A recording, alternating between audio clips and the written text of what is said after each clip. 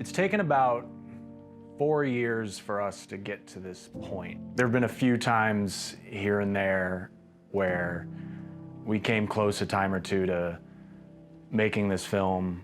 The core group of us who wanted to make the project have always kind of banded together and kept on each other's radar, so when the opportunity came again, we'd be pretty much ready to go. And now we feel like the opportunity has come to us again to try and make this film. Ryan Road's story initially began as just some independent dramedy, but as we've kind of revisited things with the project, I wanted it to be more than just a film that we shot in the neighborhood I grew up in. What it started to do was it morphed into a little something more than that when I started to see news headlines and just stories from back home about, people I grew up with and things that were just kind of going on. I've lost track, honestly, of how many people I grew up with, in the neighborhood I grew up in, who are either dealing with someone in their family who's an addict, or maybe even they've gone through rehab themselves a couple times. And then there's, the people that have actually lost their lives to addiction.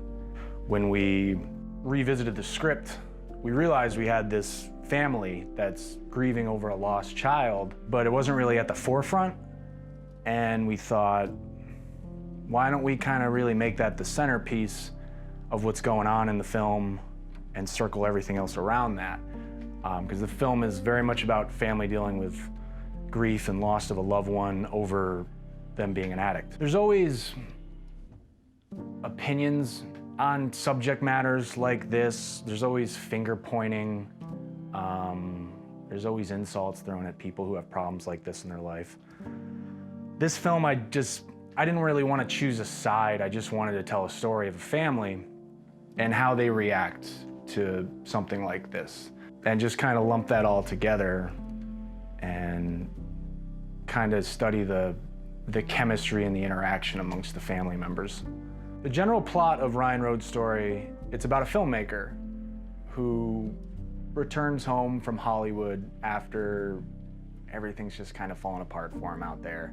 He's been estranged from his family for a while. He's kind of just disappeared in the world, and he catches the news that his brother has passed away from an overdose. He returns home and his family's basically in shambles for many reasons, even outside of the fact that there's a lost loved one in the household.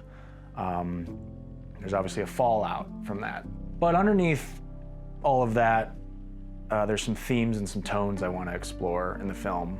One theme being growing older and the things life takes away from you, and how you sometimes can't control that. You can only control how you react to them, and hopefully that makes things better and makes things more manageable, and how it can make life at least sustainable. And I hope we get to bring this story to you.